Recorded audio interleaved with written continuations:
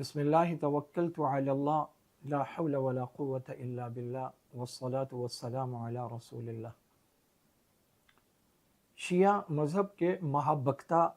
شہنشاہ نقوی نے پشاور کی ایک مجلس میں جو یہ بات کہی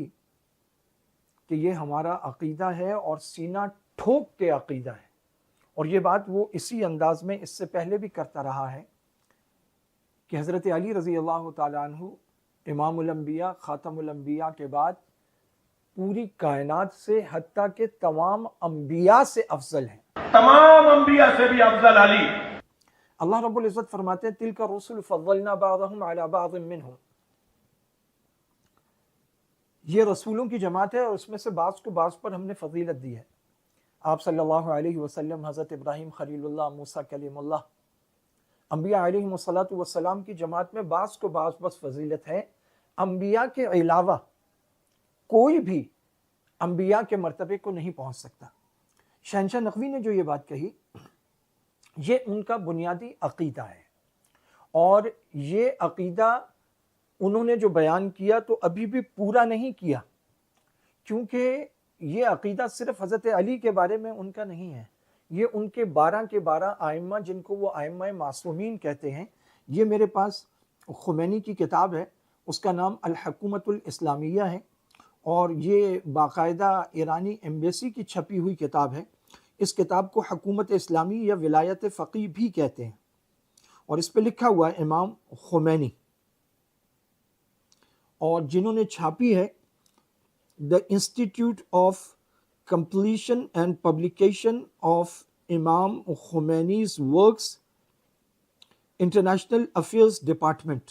وہاں کی یہ چھپی ہوئی ہے، اور اس میں 47 پر خمینی صاحب کہتے ہیں it is one of the essential beliefs of our Shia school that no one can attain the spiritual status of the Imam, not even Caribbean or the Prophet۔ مطلب کیا ہے اس کا؟ وہ کہتے ہیں کہ امام کی روحانی حیثیت ایک عالمگیر الہی نائب کی ہے، اور یہ اس سے پچھلی لائن ہے جس کا ذکر بعض اوقات ائمہ بھی کرتے ہیں۔ یہ پوری تخلیق سے متعلق ایک نائب ہے جس کی وجہ سے کائنات کے تمام ایٹم یعنی ایک ایک ذرہ وہ صاحب اختیار کے سامنے عاجزی کرتے ہیں، یعنی کائنات کا ذرہ ذرہ امام کے کنٹرول میں ہے۔ اور اب جو میں نے انگلش عبارت پڑھی ہے اس کا ترجمہ یہ ہے، اور ہمارے شیعہ اسکول کے بنیادی مذہب کے ضروری اور بنیادی عقائد میں سے یہ عقیدہ بھی ہے کہ ہمارے ائمہ معصومین کو وہ مقام و مرتبہ حاصل ہے جس حد تک کوئی مقرب فرشتہ اور نبی مرسل بھی نہیں پہنچ سکتا۔ الحکومت الاسلامیہ، اردو ایڈیشن میں یہ صفحہ 52 ہے اور انگلش ایڈیشن میں یہ 47 ہے۔ تو یہ ان کا بنیادی ترین عقیدہ ہے، اور یہ شاید انہوں نے پورا نہیں بتایا، یا جب آپ نے مجلس کی وہاں اسپیکر لگایا، لوگوں کی کثرت ہوگی، پھر آپ نے کیمرہ لگایا، پھر اس ویڈیو کو نشر کیا، یعنی آپ بتانا چاہتے ہیں اپنا عقیدہ ساری دنیا کو، تو ہم آپ سے پوچھنا چاہتے ہیں آپ کا یہ عقیدہ صرف ائمہ معصومین میں سے حضرت علی رضی اللہ تعالیٰ عنہ کے متعلق ہے، یا 12 کے 12 ائمہ جن کو آپ مانتے ہیں، جن میں سے 12ویں کے متعلق تو آپ نے کہا کہ وہ 1150 سال عمر ہے ارشاد بھٹی کو انٹرویو دیتے ہوئے، اور وہ ہمارے درمیان کہیں موجود ہے، ہم پہچان۔ اچھا، یہ ایک عجیب بات ہے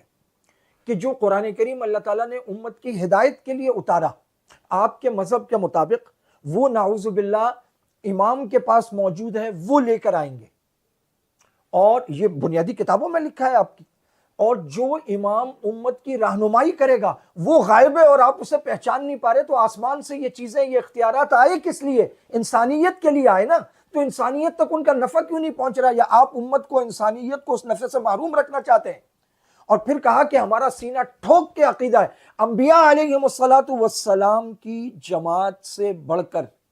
کسی کا مقام اور مرتبہ امت مسلمہ میں، اسلام میں، مسلمانوں میں نہیں ہے، سب سے افضل انبیاء کی جماعت ہے۔ اور پھر اس کے بعد امام الانبیاء سید الانبیاء محمد رسول اللہ صلی اللہ علیہ وسلم کے صحابہ ہیں، جن میں سب سے افضل برتر بالا حضرت ابوبکر صدیق رضی اللہ تعالیٰ عنہ، پھر حضرت عمر، پھر حضرت عثمان، پھر سیدنا علی المرتضیٰ رضی اللہ تعالیٰ عنہ، خلفائے راشدین ہیں، عاشرہ مبشرہ میں ہیں، اور آپ صلی اللہ علیہ وسلم کے داماد بھی ہیں، حضرت علی المرتضیٰ، حضرت عثمان دوہرے داماد ہیں اور حضرت علی المرتضیٰ سیدہ فاطمہ رضی اللہ تعالی عنہ کے شوہر ہیں،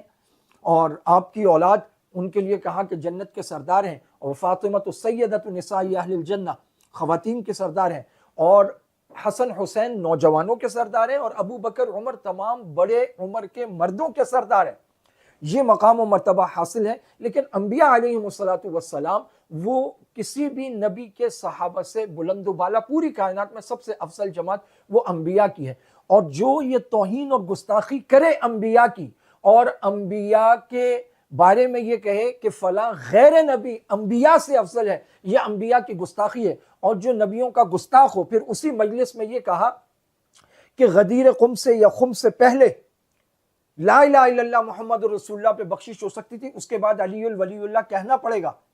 تو ایک ہے حضرت علی رضی اللہ تعالیٰ عنہ، اللہ کے ولی ہیں، وہ تو بے شک ہے، ہر صحابی اللہ کا ولی ہے، اللہ کا دوست ہے، اور اولیاء میں بھی سب سے بلند و بالا، ہمارے تو تصوف کے سارے سلسلے جا کر سیدنا علی المرتضیٰ رضی اللہ تعالیٰ عنہ تک پہنچتے ہیں۔ لیکن جب یہ لوگ بات کرتے ہیں تو وہ امام معصوم موسی ہونے کی کہ میرے بعد علی میرے نائب ہیں، اور اسی وجہ سے یہ آذانوں میں خلیفۃ بلا فصل کہتے ہیں، یعنی باقیوں کی خلافت کا انکار کر کے حضرت علی کو